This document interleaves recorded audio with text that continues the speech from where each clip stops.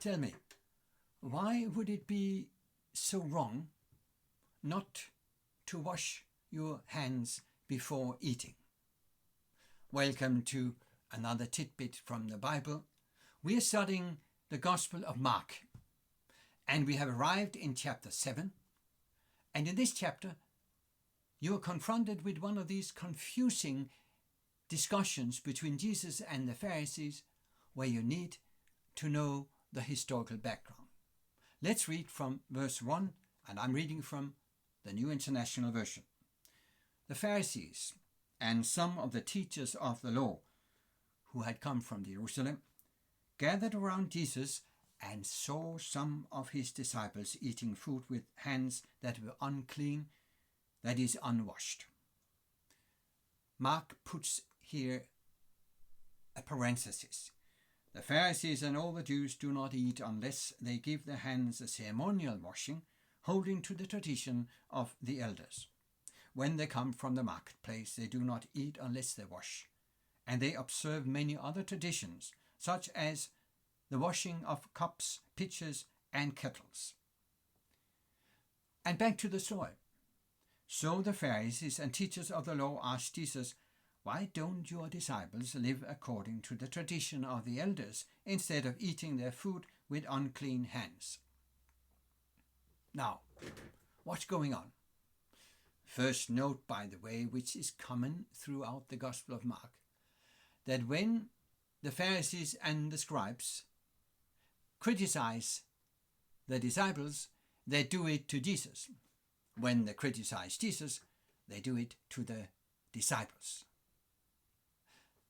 And then, what is all this with washing? And notice, well translated here, a ceremonial washing. This has nothing to do at all with hygiene. So, fathers and mothers, you're perfectly free to require of your kids that they wash their hands before they eat.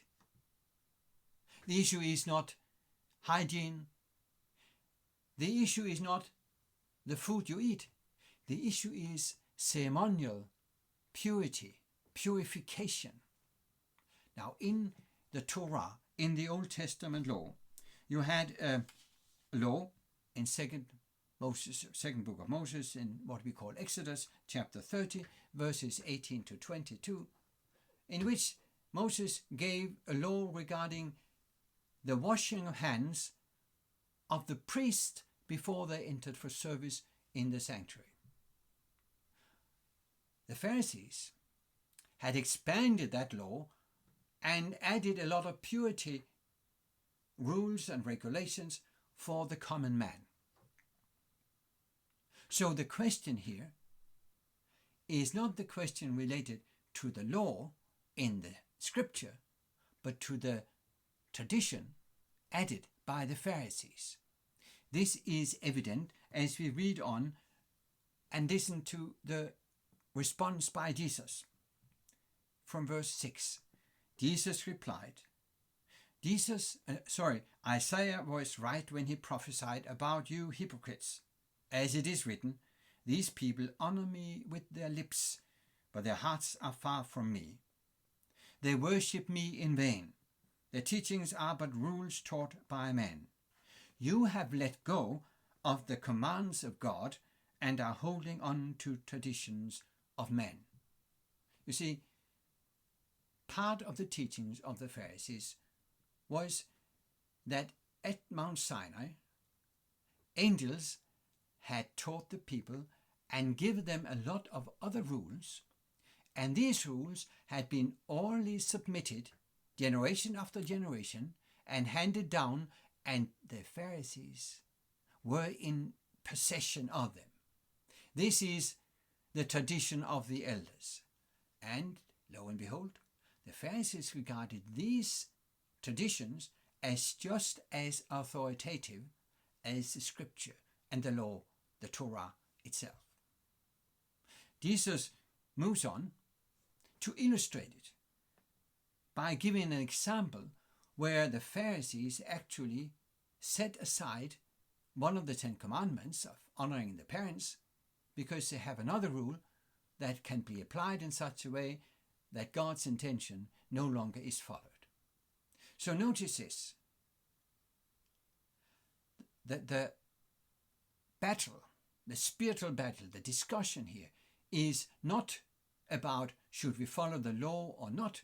No, it's should we follow the law or should we follow the tradition, the elders' tradition, the oral submitted rules and regulations.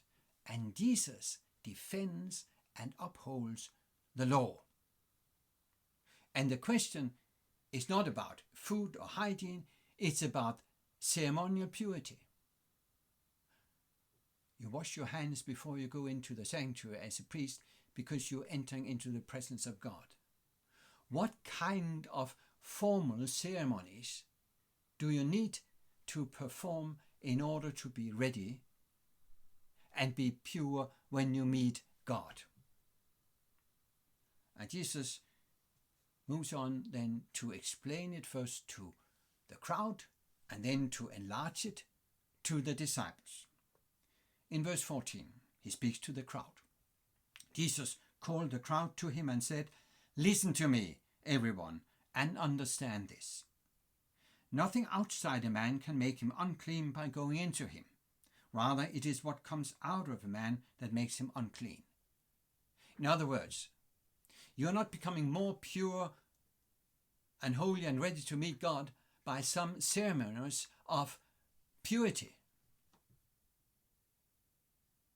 You cannot, by having unclean purity or ceremonial unclean hands, make the food or anything else around it unclean.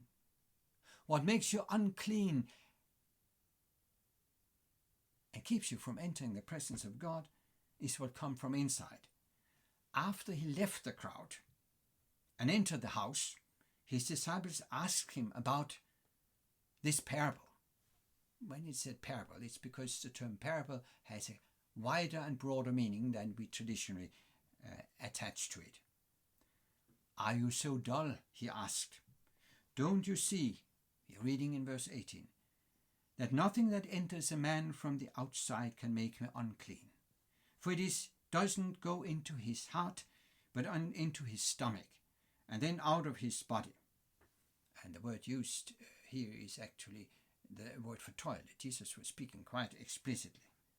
In saying this, Jesus declared all foods clean. That is, there is no food that can be made ceremonially unclean because you touch it with hands not purified that way.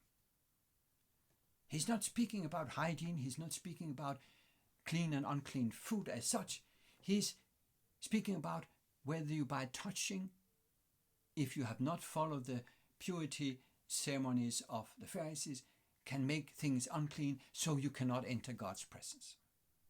This is further highlighted by the fact that the Greek words for clean are several. And the one that is used here, koinos, and in the verb form koinoo, is used exclusively about this touching uncleanness. While the word that is used for unclean or clean animals is akathatos. So it is not food he is speaking about as such. It is not related to the laws for diet in Leviticus 11. And historically, as some would point out, it sounds quite unlikely that Jesus is here saying to the Jewish Christians, and you can eat whatever you want to. That's not the issue. And if he had said that and the early Christians did that, I'm sure it would have shown itself somewhere in the critique by the Jews of the early Christian movement. The issue is the tradition of the Pharisees added to Scripture and actually pushing Scripture's authority aside. And then the thought of ceremonial purity, which permeated the whole system of the Pharisees. And with this quite large amount of time spent on this exciting story, we will move on, because Jesus moves on And in chapter 8, we find him in pagan territory, in areas of the Gentiles. And what happens first, and we are actually still in chapter 7, is that he meets a Syrophoenician woman. She's not a Jew. We don't know much about her, except that she's persistent in her faith in Jesus. And when he tests her by giving what we at first hear as quite impolite answer to her request of healing her sick daughter, he says to her, "First let the children eat all they want. It is not right to take the children's bread and toss it to the dogs." He is comparing the Gentiles with dogs. "Yes, Lord," she replied wisely, "but even the dogs under the table eat the children's crumbs." And because of her faith, Jesus heals her daughter. And then this interesting little play on the words. Her daughter is Thugaros. Jesus is using at first the word teknion for the teknon for the children, for the kids. She is using the term paideia about the Jews, and when she comes back, she finds her child paideia healed. So the story actually indicates that Jesus has a work for the Gentiles as well. And this is a thought that you can follow in the next chapter, because when you have the second feeding of a large multitude in chapter 8, what is unique is this is in Gentile territory. The miracle that Jesus performed for a Jewish group, he now performs for a mainly Gentile group. The theme of bread also permeates this section. The bread and the crumbs for the pagan woman, the feeding of the multitude, the bread of the Pharisees, and then of course the reaction from the disciples who listens to the words of Jesus when he speaks in a highly spiritual manner. In chapter 8 verse 14, "Be careful, watch out for the yeast of the Pharisees." And the disciples are concerned with practical matters, and naively, I think in a very funny way, they reply to Jesus' deep and profound words by, "This is probably because we forgot to buy bread." Speaking about two completely different levels of understanding that meet. And what Jesus points out to the disciples in the subsequent conversation is their lack of understanding. And the section ends with this question from Jesus. He said to them in verse 21, "Do you still not understand?" This issue of the understanding of the disciples becomes a main topic of the chapters to follow. Do you still not understand? And if you want to, you can follow as we move along to the next tidbit and move into the latter part of chapter 8 and the following. Do we still not understand? Thank you for being part of this tidbit, and happy to see you back.